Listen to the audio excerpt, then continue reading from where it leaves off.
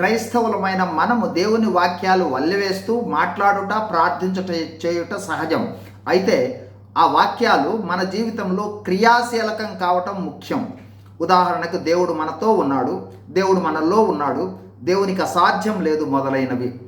ఈ వాక్యాలు నమ్ముతాం, అయితే జీవితంలో వర్తింప చేసుకుని అనుభవంలో లోపం ఉంటుంది.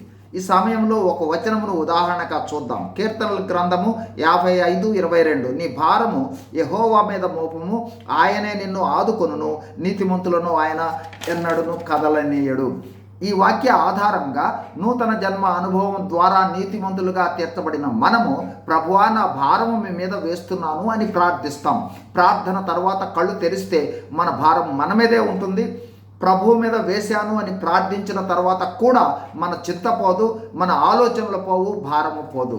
ఒక్కసారి గమనించండి, మన మీద ఉన్న బరువు ఇంకొకరి మీదకు మార్చితే మన మీద బరువు పోయి తేలిక కావాలి.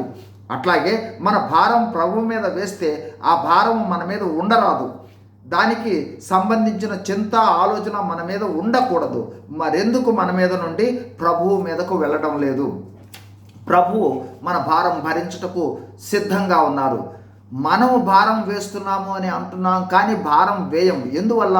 ఇక్కడ ప్రాముఖ్యంగా గమనించవలసినది, మనకు వాక్యం మీద విశ్వాసం ఉంది, కానీ క్రియాశీలక విశ్వాసం లేదు. అంటే భారము ప్రభువు మీద వేస్తే ఈ పని నాది కాదు, ప్రభువుదే అనే లోతైన అనుభవంలోనికి రావాలి.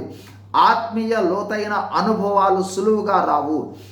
వాక్యం క్రియాశీలంగా పనిచేయుటకు అవసరమైన కొన్ని అనుభవాలను జ్ఞాపకం చేసుకుందాం. 1, ఎక్కువ సమయం ప్రార్థనలో దేవునితో సన్నిహిత సంబంధం కలిగి ఉండాలి. 2, మన విశ్వాసాన్ని క్రియాశీలక విశ్వాసంగా మార్చమని ప్రభువును ఎడతెగక అడగాలి.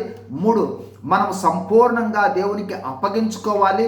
4, దినదినము దేవుని వాక్యాన్ని పఠిస్తూ ధ్యానిస్తూ వాక్యమును సంపూర్ణంగా విశ్వసించే అనుభవం కోసం దేవునిని అడిగి గోజాడాలి.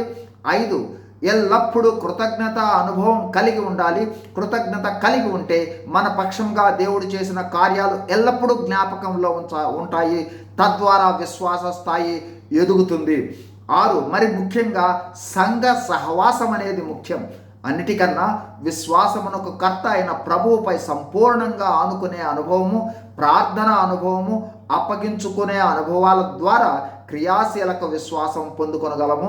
ప్రభువు ఇవ్వాల్సిందే తప్ప మనకుగా మనము ఆ అనుభవంలోనికి రాలేము. God bless you. Thank you.